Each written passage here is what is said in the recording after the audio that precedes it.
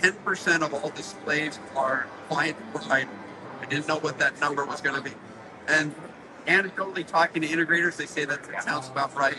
One of the other things that we just recently noticed was the clear trend in the lessening use of control in systems. Welcome to the Flywheel Effect, the podcast where ambition meets expertise in the world of luxury home services. Whether you're an entrepreneur, a small business owner, or a forward-thinking professional, this is your platform for growth, profit, and prosperity. Each episode, we dive deep into how to leverage data for smarter business decisions and share insights that help you transition from technician to visionary. Let's jump in. Hey, welcome to the Flywheel Effect. I'm Brent Sonnek-Schmelz, along with my co-host Matt Bernath. We're filming, not quite live, recorded live from the floor of the CEDIA Expo. For those of you who don't know, CEDIA is the trade show for home integrators installing high-level technology in the luxury homes around the country. We're going to be walking around, talking a little bit about what we see, and also interviewing some really interesting people. Yeah, it's been an incredible show so far. I have pretty much lost my voice after talking with people for multiple days. Done a number of sessions, incredible meetings. I think over 15,000 people have come through this event this week, and the energy's been exceptional. So I can't wait to have you all meet some of the favorite folks we've had some time to spend over the last couple of days and show you what this is all about. All right, let's go walk the show. All right, here at the Josh room, about the show, Josh.ai. Here we go. Alex, episode and Tim Gill, the founders of Josh. Josh, how's it going? How's this show going? Show's going great. It's been busy, losing my voice, but so much excitement. So really, really good show for us. Give us a little primer on what Josh is, so people know in the audience. So Josh is an AI-based full control platform. So we've got apps, remotes, touchscreens, voice control, you name it. And just trying to make the home really easy, really simple, delightful product use. Alex, when you're talking to dealers and integrators here at the show, are you hearing any stress about market pressures or anything out there? Not really. I mean, I was actually just talking to you before about, the business seems good, thriving. We're talking about different product categories, what's going on, but we're hearing if you're just excited or getting into it. That sounds great. Well, I wish you guys luck. Hey, I got here with Bill Skaer, one of the founding members of CEDIA, a longtime integrator. Bill, how are you doing today? Doing great. Great show. Bill, tell the audience what you do and where you're from.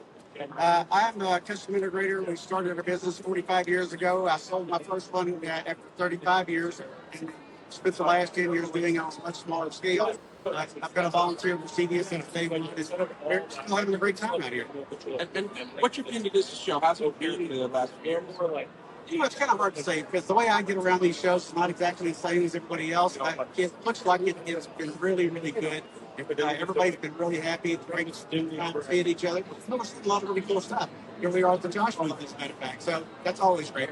I don't know if you can walk 10 feet in this show without shaking someone's hand. It isn't really a problem. I can't get very far. That's good. But it's a lot of fun. And what do you see in your business? What's your perspective? Here's where you are. Can you see growth? I think so, and I think I've been asking that same question to people here. What I've been hearing is that they got a little bit of a slump. And one of the things that I always try to get across to everybody is this business is very simple.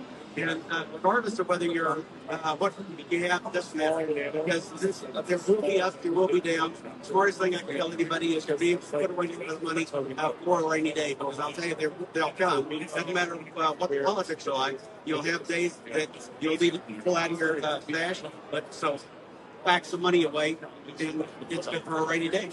That's a great advice, Bill. It's something that we wish our audience would take more seriously. If you're going to be in business, it's what you got to do. Well, appreciate your time, Bill. This has been great. I look forward to seeing you around at the next show. Thanks so much. Appreciate it. All right, Jason, welcome to the show. Glad to see you here. Tell me, what's your background? What do you do for details right now? Well, I've got one of those faces that's easy to forget. So I was the editor-in-chief of CEO for 25 years. Prior to that, I was editor-in-chief of security publication for 10 years. So some of the integrators and some of the manufacturers here I've done for 35 years. And I transitioned from that role at CPro to T-Tools as and Data Solutions Architect and Evangelist about a year ago. So this is my second CEDIA Expo with them, and I'm excited about it. What does it? What does Eagles do for the audience members that go? So Details is a software solution, an end-to-end business software solution for integrators to run their businesses better. And we have two solutions. We have one called System Integrator that's been around for 26 years. We have one called Details Cloud. And these are, we're talking about project management, scheduling, service management, change order, all the aspects from the end-to-end ability for an integrator accounting, integration, inventory management, all these things to help them run their businesses better. And what is a data evangelist? That's an interesting term. Well, I love to tell the story of when I got the job and I called my mom. I said, Mom, I got a job. This is my title is the Data Solutions Architect and Evangelist. This is pregnant pause. And she was my son in the ministry. So that's your story. Okay. So what I do is now take Search of data. The data that we are able to clean from cloud. We have 3,000 integration companies in cloud. We have 6,000 companies in SI, but I'm really looking at the cloud data. I'm able to look at average pricing, proposal management, change reports, industry trends, what products are ebbing and flowing in terms of being in proposals and selling, what the close rates are, what the average price points are, the labor margin that's being charged for individual products, individual types of categories. We took the time over the last year now to define all the data in details into 10 core categories, 54 categories, and 828 subcategories of equipment. So just to give an example, audio, pull-through audio, 8-inch in-ceiling speakers. Now I could define information all the way down to that subcategory level on trends in terms of profitability, pricing, labor, close rates, all the sorts of interesting information that help manufacturers realize that data can help drive their inventory management. So now you've had a little bit of time doing this. What are some of the insights that were unexpected in your analysis of the data? I can tell you a couple of things that kind of stood out for me. One is we were able to look at the display category, and I thought it was interesting that 10% of all displays are client provided. I didn't know what that number was going to be. And anecdotally talking to integrators, they say that sounds about right. One of the other things that we just recently noticed was the clear trend in the lessening use of control in systems. So over the past 3 years, we've seen about 2% drop per year in terms of proposals and contracts that are having third-party control systems included in it. So I don't know what that means. We clearly also could see that the control systems that do have control are much higher price points and much higher profit for the integrator. So it's a little concerning to see this happening, but it seems to be the trend. Did you ask some integrators about that here at the show and get some responses? Yeah, so anecdotally, whenever I talk to them, I'm getting verification of what the details data is, and I hear exactly what you're telling me. It's exactly my business. That's great. Jason, appreciate your time. Have a great rest of the show. See you next year. Thanks for talking. We're here with Chris Oram. Chris, how you doing today? Brent, I'm well, and yourself? I'm doing great. Chris, tell us a little bit about what you do. So I work my day job as an integrator at Eagle Sentry in Las Vegas, the service manager over there. So I talk to clients all day long. Basically, if they have any sort of issue with their system, I'll assign them a technician, give them a date and time, and then we'll go out and go fix it. Oh, that's great. How are you enjoying the show this year? It's been an incredible show. So I told my girlfriend when I was on my way to the show that it's going to be a very wild couple of days.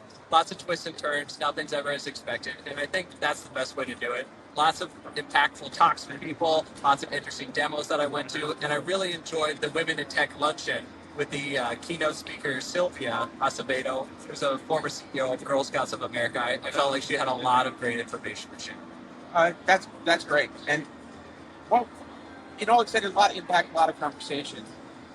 Maybe something specific that you found meaningful for what you're going to take with. Yeah, so she talked about failure and how failure is just a part of the learning process. And I think a lot of times people get discouraged when they may fail at something. But I think it's as soon as you can get back up again and really keep the ball moving forward, I think that's so important. And I think Sylvia touched on it best because she comes from an immigrant family. People told her she couldn't do this, she couldn't do that, and she really went out and stuck it to the world. That sounds great. With other integrators, taking that advice, looking at this next year, Yeah. what is your perspective on where this industry, where economy is going? Yeah, so Eagle Sentry primarily deals with the high-end residential. I don't think anything is really changing there. But I was able to go to a Savant dinner, and I was able to talk to some other integrators from around the country, and they were able to give some great pieces of advice or best practices. And a lot of those things that I can't talk to people in the local market about, that's the competitive nature. But really, when we all come together, we're all doing the same sort of thing. So I have a lot of good value that I'm going to bring back to the team at Eagle Sentry. That's great. Really appreciate your time, Trent. Have a great rest Thanks, of the show. Brent. Really appreciate it. All right, we're here in the Josh demo booth. We're going to see the Josh.ai intelligence up close and personal and see how we control the home with this great technology. Welcome, everyone. I'll see you again for a while. Great. Excellent. Here is familiar with the Josh app and Josh Customer. Excellent. And who's new to Josh? So we're going to ship stuff that's made for everyone, whether you know Josh or not. But pretty excited what we have here. Quick caveat, conference Wi-Fi is not the best. So things run a little slow, just bear with me. But let's start off by having Josh do a quick introduction. Welcome to the Josh demo experience at CEDIA 2024. In this room, I'm controlling Ketra lights, distributed audio, shades, and so much more. I can't wait to show you what is new. Excellent. So there's a quick intro from Josh. You can see the loop has a lot of stuff. But what I want to do is focus us on the app over there on the TV. So that's just mirroring my phone. And a lot of people initially thought of Josh as a voice product. At this point, we have a full-fledged control system and a lot of new things. So on the device side, we're controlling lights, seeing cameras, access control, music, etc. We also have full access to seeing different sensors, a lot of different things going on. So we're pretty excited about that. When we think about a lot of integration, we work with logs, work with garage doors, we also work with cameras. Well, one of the new things we're showing here is an AI feature that we call Josh Vision. Josh is able to see what's going on in the camera. It's running a little slow here, but I want to give you an example of what this looks like. Giving a voice command to Josh over here. Hey Josh, analyze the demo room. So I just asked it to analyze the room here. We're going to see it respond in a second. Analyzing. This may take a moment. So normally it's very quick, but it's using our AI capabilities to tell us what it sees. So it's looking in the room, and we're going to get that coming through here with the speakers in just a second. The image shows a group of people seated in a meeting room, with one person standing and presenting in front of a large screen displaying a cityscape. The presenter appears to be a young male with short hair, while the seated individuals, mostly middle-aged men, are engaged in taking notes or using their phones. Well, so you can imagine using that for activating different scenes, giving information, maybe when someone's on the doorbell, it can let you know a description of what it sees. The next thing is right behind me is the brand new Josh touchscreen.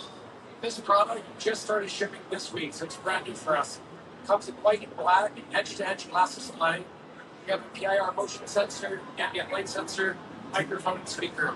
You can add and remove any scenes that you want, and add and remove whatever devices you want to show. And to give you a sense of how easy it is to operate, you can just tap on lights. I can then turn those lights on, see the lights come up. It's really simple to use. Same thing with shades. Drag that up, see the shades back here, they're going up. So the idea is that we made this really easy to use, any age, really simple. We can look at cameras, music players, etc. Well, I want to talk about the power of voice in this product. Let's say I want to adjust the room, the lights, instead of dialing this up, I can just ask. So an example of this would be voice the shades halfway and set the lights to 2000 Kelvin. So this is something that would only take a bunch of actions. I've got the shades going halfway. Setting the shades to 50%. The lights are now set to 2000 degrees Kelvin.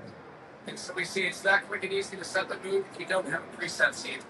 Well, when you think about voice, the other thing it's really good at is finding media. If I wanted to play certain artists like the Beatles and the Chainsmokers, once we know with Josh, it's much quicker. Well, using our new AI models, we've taken that even further. What if I want to listen to a song and I don't know the name of it? I don't know the artist. Maybe I just know the movie it's in. I'm going to show an example of what we can do. those things we saw from a famous 80s movie featuring high schoolers in detention. Any idea what movie this is? You got it. Any idea what song it's from? Simple Minds, probably. Oh, you got it. It's probably right. I'm going to play Don't You Forget About Me by Simple Minds from the famous 80s movie Times, The Breakfast Club Times, which features schoolers in detention. So that played basically like other songs you want. Here it goes. So bear with me on the low. I'm a slow Wi-Fi, but you get the idea that whether you want to ask for music for a certain mood, or you want to say, play the most popular song from 1972, we can figure all that out using AI. So from Josh Edge, the touchscreen, the AI features, and the alarm integration, we can busy. We can do a lot of cool stuff. Really excited about what we have. So that's the demo today. Thank you guys so much for coming out. If you want to learn more, something else you outside. All right, everybody. Thanks for joining us from the floor of the CEDIA Expo 2024. I'm Brent Sonnek-Schmelz, along with my co-host Matt Bernath. Matt, any last comments before we close? You're just really excited for what the future holds. The rest of this year is going to be amazing, and I think 2025, things are really looking up. So the industry is innovating, voice control, a lot of really new, interesting things happening, and I'm pretty excited. What I'm interested in, I asked everybody the question about what they see about the economy. Nobody was scared about a recession over the next year. Now, luxury home services, when you're serving that luxury market, I think this is going to continue to grow. There's money out there to spend, and I'm looking forward to seeing it happen. Awesome. So, that's awesome. So, again, as I always request, if you like this podcast, like it, share it, let somebody know that you like it, and we'll see you next time from the Flywheel Effect. Thank you guys, everybody. Thank you for tuning in to the Flywheel Effect. Our journey through the intricate world of luxury home services continues to be fueled by your passion for excellence and innovation. If you found value in our conversations today, don't forget to follow us wherever you get your podcasts. More insights and resources. Visit us online at growwithvital.com. Until next time.